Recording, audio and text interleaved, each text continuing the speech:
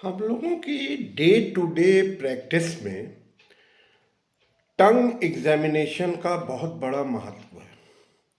मगर जब हम लोग मरीजों से कहते हैं कि शो योर टंग, अपनी ज़बान दिखाएं, तो वो लोग बड़ा एंग्शस हो जाते हैं।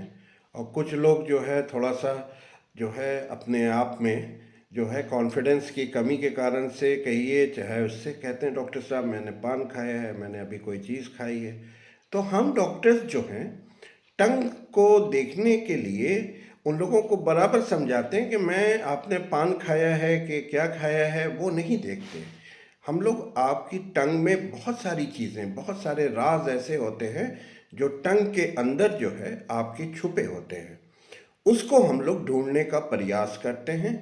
और ये एक क्लासिकल टीचिंग होती है, जैसे आँख का देखना, टंग का देखना, नाखून का देखना, ये सारी चीज़ें जो हैं क्लासिकल टीचिंग ऑफ मेडिसिन में बताई जाती हैं। और इसका देखना जो है बहुत आवश्यक होता है, बहुत ही ज़रूरी होता है। और आजकल इस इन्वेस्टिगेशन वाले मॉडर्न ज़माने में क्या है कि लोग जो है ये सब चीज़ों पे जो है ज़्यादा अहमियत नहीं देते, और जिसके कारण से जो है डायग्नोसिस में फंबल करना पड़ता है हम क्लिनिशियंस को। तो ऑलवेज जो क्लासिकल टीचिंग है मेडिसिन की, उस पे हम लोगों को एक्ट करना चाहिए। तो आइए आज हम लोग देखते हैं कि ज़बान से से क्या क्या हम लोगों को पता लग सकता है आपकी ज़बान को देखने से। तो सबसे पहले जो ज़बान में हम लोग देखते हैं, तो ज़बान में ये देखते हैं कि उसका कलरेशन कैसा है। वो ज़बान आपकी पिंक है कि नीली है कि क्या है। तो ये सारी चीज़ें उससे आपको, अगर पिंक होती है तो उससे हम लोगों को आपकी हीमोग्लोबिन स्टेटस का पता लगता है।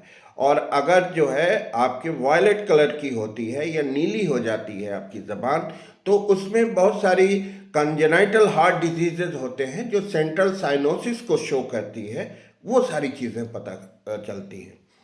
दूसरी चीज़ जो हम लोग देखते हैं कि आपकी ज़बान मॉइस्ट है कि ड्राई है, तो उससे आपका हाइड्रेशन, जो कि बहुत ही इम्पॉर्टेंट चीज़ होती है कि आपका हाइड्रेशन कैसा है, आप हाइड्रेटेड हैं कि आप डिहाइड्रेटेड हैं। हाइड्रेशन का सही रहना बहुत ज़रूरी होता है। चौथी चीज़ जो हम लोग देखते हैं तो आपकी ज़बान की थिकनेस वगैरह देखते हैं कि उसमें कोई ग्लोसाइटिस वगैरह है कि नहीं है। दूसरे उसमें ओरल थ्रस, फंगल इन्फेक्शन, ये सारी चीज़ें भी आपको ज़बान के देखने से पता चलती है। और जो बहुत इम्पॉर्टेंट चीज़ है, इससे आपकी ओरल हाइजीन का भी पता चलता है।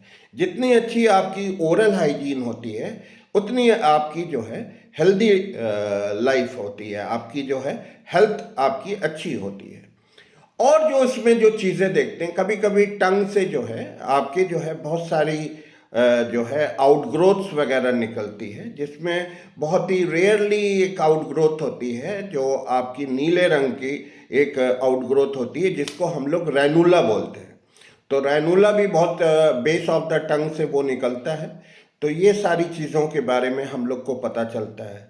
उसमें बहुत सारा, कभी कभी अक्सर ज़बान को देखने से उसमें जो है आपको कैजिएटिंग ग्रोथ होती है, जो हमको टंग कैंसर के बारे में, बहुत कॉमन होता है टंग कैंसर, उसके बारे में भी हम लोगों को जो है कैजिएटिंग आउटग्रोथ वगैरह है कि नहीं है। तो ये सारी चीज़ें हम लोग जो है टंग की मदद से डायग्नोज करते हैं। तो कोई भी चीज़, चाहे वो आपकी आँख हो चाहे नाखून हो, तो उससे हमको बहुत सारी चीज़ें जो है क्लिनिकली पता चल जाती हैं। और उसके बाद जो है हम लोग उन्हीं सब चीज़ों की डायग्नोसिस करते हैं अदर इन्वेस्टिगेशंस के बेस पे। तो आप लोग जो है अपनी ओरल हाइजीन को मेंटेन करें। जो है अपनी ओरल हाइजीन के लिए कम से कम एक बार मॉर्निंग में और एक बार आपके बेड टाइम जो है ब्रश करें। आपके अपने दांत भी बहुत इम्पॉर्टेंट होती है आपका। इससे जो है आप अपनी ओरल हाइजीन को ध्यान दें। आप अपने ओरल हाइजीन को ध्यान देने से ये रहता है कि आपके सारे जो इन्फेक्शंस हैं, जो चीज़ें हैं, वो सब आपके मुंह से ही जाते हैं। हम लोग जो खाने पीने के फाइनल फॉरेन प्रोडक्ट्स होते हैं, जो फूड प्रोडक्ट्स होते हैं, वो भी हम लोग मुंह की मदद से ही खाते हैं। तो आपके मुंह का खाने को खूब चबा चबा के खाना चाहिए, क्योंकि आपको जितना खाना को आप चबाएंगे उतना ही अच्छा उसका डाइजेशन होगा, उतना ही अच्छा मेटाबॉलिज्म होगा और वो फिर खाना आपके शरीर में लगता है। और खाने के दरमियान जो है आप पानी ज़्यादा न पिएं, कम से कम खाने के 2 घंटे के बाद आपको पानी पीना चाहिए। तो आप लोग जो है अपने स्वास्थ्य के प्रति जागरूक रहें और हमेशा कोई भी परेशानी होती है, कुछ भी होती है, तो अपने डॉक्टर से, अपने क्लिनिशियन से आप संपर्क करें, क्योंकि जान है तो जहान है। Thank you.